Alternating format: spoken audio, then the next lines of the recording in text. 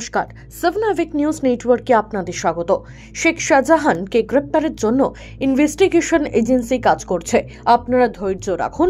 ব্যারাকপুরে এসে আশ্বস্ত করলেন রাজ্যপাল সিভি আনন্দ বোস। আজ ব্যারাকপুরের গান্ধীঘাটে গান্ধীজির প্রয়াণ দিবস উপলক্ষে আয়োজিত অনুষ্ঠানে যোগদান করেছেন রাজ্যপাল সিভি আনন্দ বোস। শাহজাহানকে নিয়ে প্রশ্ন করা হলে সংবাদ মাধ্যমের সামনে তিনি জানান, ইনভেস্টিগেশন এজেন্সিরা তল্লাশি করছে, অবিলম্বে গ্রেপ্তার হবে শাহজাহান। আপনারা ধৈর্য ধরুন।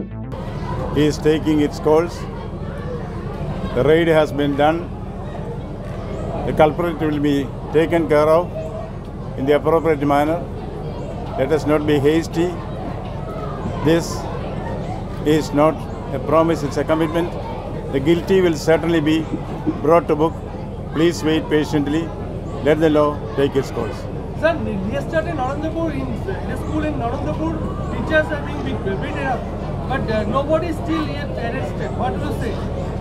We will look into that.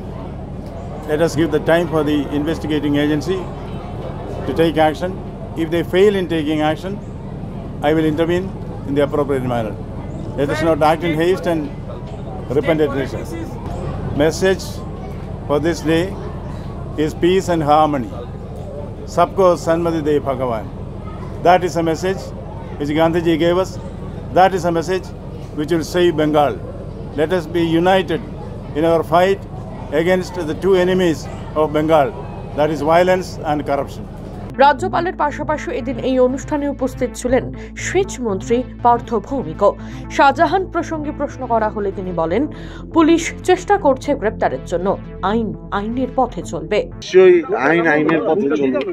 আইনের ব্যাপারে আমার কোনো বক্তব্য। গতকালকে নরেন্দ্রপুরের ঘটনা নিয়ে উনি কড়া পদক্ষেপের কথা বললেন, কি বলবেন? দেখুন, আইনের মতো চলবে। আমি এটুকু বলতে পারি, পশ্চিমবাংলায় যদি কেউ অপরাধী হয়, দোষ করে থাকে, তাহলে অতি অবশ্যই তার শাস্তির বিধান হয়। মমতা ব্যানার্জির সরকার সেটা করে, মমতা ব্যানার্জির পুলিশ প্রশাসন সেটা করে। অতএব এর বাইরে কারোর অন্য কোনো কথা থাকলে আমার বলার কিছু নেই। উল্লেখ্য, অভিযানের পর 29 জানুয়ারি সকালবেলা 11টার মধ্যে বেশ কিছু নথি নিয়ে ইডি দপ্তরের তৃণমূল নেতা শেখ শাহজাহানকে হাজরা দেওয়ার জন্য নোটিশ জারি করেছিল এনফোর্সমেন্ট ডিরেক্টরেটের আধিকারিকেরা। তবে স্বভাবসিদ্ধভাবেই সমস্ত জল্পনা জিয়ে রেখে এবারও কেন্দ্রীয় তদন্তকারী সংস্থার ডাকে সাড়া দিলেন না তিনি। এরপর প্রশাসনিকভাবে কি ব্যবস্থা নেওয়া হয় সেটা যেমন দেখার বিষয়, ঠিক তেমন ভাবেই সকলের কাছে স্পর্শকাতর জায়গা হয়ে দাঁড়িয়েছে সন্দেশখালীর এই নায়ক।